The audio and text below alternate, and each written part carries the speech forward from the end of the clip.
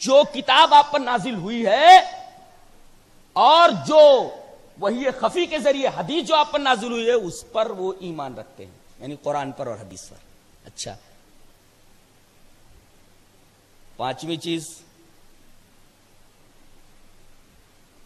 آپ سے پہلے جو کتابیں نازل ہوئی ہیں ان کے اوپر بھی وہ ایمان رکھتے ہیں. دیکھو یہاں پر قادیانیوں کا رد ہے. آپ سے پہلے جو کتابیں نازل ہوئی ہیں، اس کا مطلب اگر آپ کے بعد بھی کوئی نبی آنے والا ہوتا اور اس کے اوپر کوئی کتاب اترنے والی ہوتی تو یہ کہا جاتا کہ اس پر ایمان رکھتے ہیں جو آپ سے پہلے نازل ہوئی کتابیں، اور آپ کے بعد جو کتابیں نازل ہوں گی من بعدک نہ کہہ کر کے من قبلک پر اکتفا کرنا در حقیقت اس بات کی دلیل ہے کہ نبوت آپ پر ختم ہو چکی ہے اور آپ کے بعد کوئی نبی بھی آنے والا نہیں اور آپ کے بعد کوئی کتاب بھی اترنے والی نہیں ہے.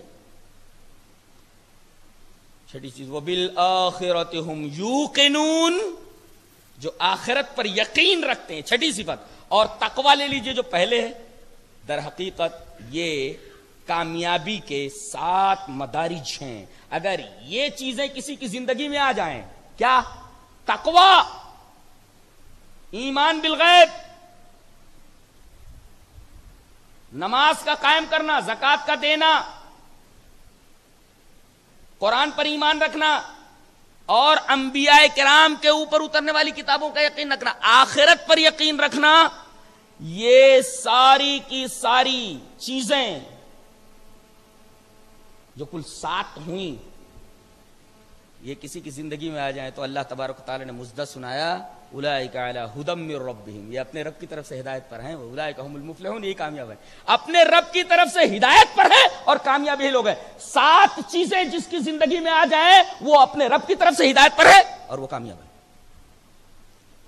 پہلے مومنوں کا تذکرہ ہوا، اس کے بعد 2 آیتوں کے اندر کافروں کا ذکر ہے. 2 آیتوں کے اندر کافروں کا ذکر ہے. بتایا گیا ہے کہ چاہے آپ ان کو ڈرائیں یا نہ ڈرائیں، خاص آدمی مراد ہیں، یہاں چند لوگ مراد ہیں، جیسے ابو جہل ہے، ابو لہب ہے. اس کے بعد یہ کہا گیا ختم اللہ علی قلوبہم، اللہ نے ان کے دلوں پر مہر لگا دیا. اللہ مہر نہیں لگاتا کسی کے دل پر، اللہ کسی کے دل پر مہر نہیں لگاتا. یہاں اللہ کا کسی کے دل پر مہر لگانے کا مطلب یہ ہے کہ ایمان کی باتیں اس کے سامنے پیش کی جاتی رہیں اور وہ برابر انکار کرتا رہے، برابر انکار کرتا رہے، تو ایک مرحلہ ایسا آتا ہے کہ اس کے دل کے اوپر زنگ لگ جاتا ہے. اسی کو ختم کہتے ہیں، مہر کہتے ہیں، مہر کہتے ہیں. گویا کہ یہ جو مہر لگی ہے یہ اس کے بدعملیوں کی سزا ہے، سزا کے طور پر وہ مہر اس کے دل پر لگ گئی ہے اور مجازن اللہ کی طرف اس کی نسبت کر دی گئی. تو 2 آیتوں میں مشرکین کا تذکرہ ہے، کافرین کا تذکرہ ہے، اور اس کے بعد 13 آیتوں کے اندر منافقین کا تذکرہ ہے. منافقین کے بارے میں ایک بڑی عجیب سی بات کہی گئی، فی قلوبہم مرض. یہ بڑی خطرناک بات ہے. فی قلوبہم مرض، ان کے دلوں میں مرض ہے. اچھا آپ بولو کہ مرض کسے کہتے ہیں؟ مرض، بیماری، سکنس، کیا بولتے ہیں؟ مرض، مرض کسے بولتے ہیں؟ مرض کہتے ہیں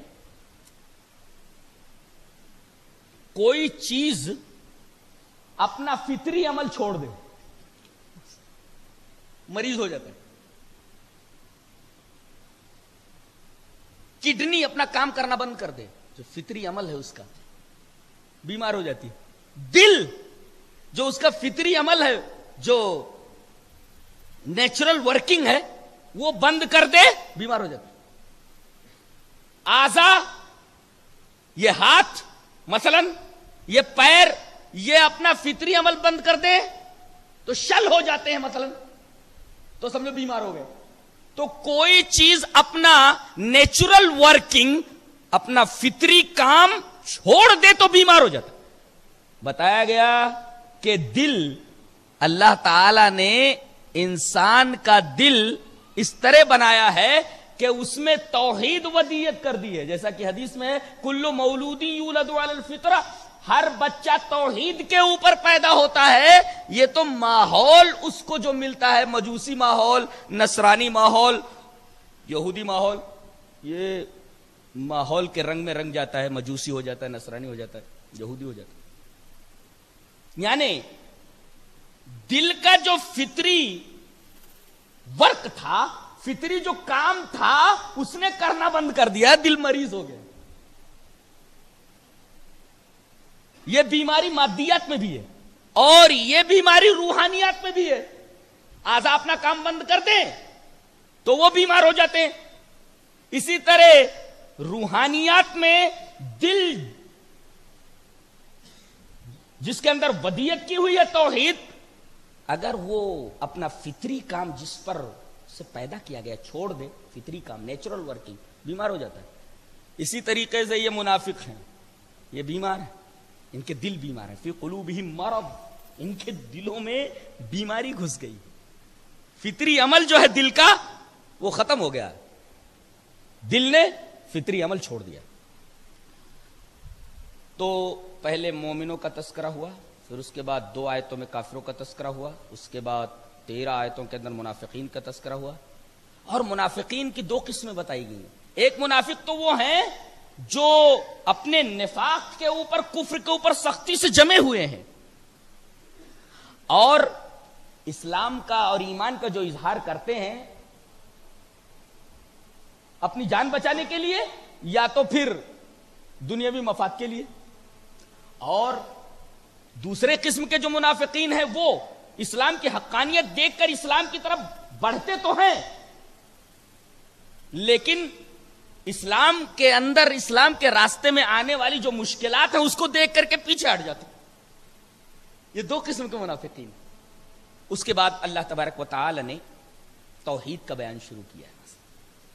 یا ایھا الناس اعبدوا ربکم الذی خلقکم، اے دنیا کے تمام انسانوں تم اپنے رب کی عبادت کرو، اور رب کی عبادت ہی کیوں کرنا ہے؟ اس لیے کہ اللہ تعالی نے فرمایا یہ چیزیں سب میں نے کی۔ آسمان کو چھت بنایا، زمین کو بچھونا بنایا، آسمان سے پانی نازل کیا، وغیرہ وغیرہ۔ یہ کون کرتا ہے؟ یہ میں کرتا ہوں، کوئی اور نہیں کرتا، لہذا میں ہی عبادت کا مستحق ہوں۔ تو 2 آیتوں کے اندر اللہ تبارک و تعالی نے توحید کا بیان فرمایا، توحید کے دلائل دیے، اس کے بعد رسالت کا بیان کیا 2 آیتوں میں کہ اگر اس میرے نبی کے بارے میں تمہیں شک ہے کہ یہ میرا رسول نہیں ہے تو اس کو پرکھ لو نا۔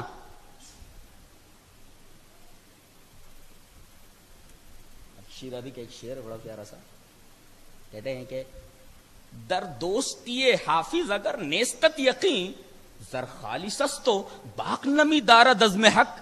بولتا ہے کہ اگر حافظ کی دوستی پر تجھے یقین نہیں ہے تو سونا خالص ہے، کسوٹی رکھی ہوئی ہے، گھس کر دیکھ لے سونا ہے کہ پیتل ہے۔ تو اگر میرے نبی کی نبوت اور رسالت کے اوپر تمہیں یقین نہیں ہے تو ایسا کرو، سونا تو خالص ہے، کسوٹی کے اوپر گھس کر دیکھ لو نا۔ زر خالص تو باق نمی دارد از حق، سونا خالص ہے، کسوٹی رکھی ہوئی ہے، گھس کر دیکھ لو معیار کے اوپر، پتہ چل جائے گا یہ پیتل ہے یہ سونا ہے۔ اگر تم یہ کہتے ہو کہ یہ جھوٹا نبی ہے، پیتل مانتے ہو اس سونے کو، تو کسوٹی موجود ہے نا۔ کون سی کسوٹی؟ جس پر کس کر دیکھنا ہے، گھس کر دیکھنا ہے، قرآن ہے نا۔ یہ قرآن جو اس کے اوپر نازل ہو رہا ہے اس کی نظیر لا کر کے بتا دو، نظیر لا کر کے بتا دو۔ وَإِن كُنتُمْ فِي رَيْبٍ مِّمَّا نَزَّلْنَا عَلَىٰ عَبْدِنَا فَأْتُوا بِسُورَةٍ مِّن مِّثْلِهِ، ایسی سورت تم لے آؤ۔ گویا 2 آیتوں میں توحید اور اس کے دلائل دیے گئے، اور اس کے بعد جناب محمد الرسول اللہ صلی اللہ علیہ وسلم کی نبوت اور رسالت پر دلائل پیش کیے گئے، اور توحید پر جو دلائل دیے گئے وہ بھی مسکت اور مفہم، اور نبی کی نبوت اور رسالت کے ثبوت میں جو دلائل پیش کیے گئے وہ بھی مفہم اور مسکت، کہ ان کا توڑ نہیں لایا جا سکتا۔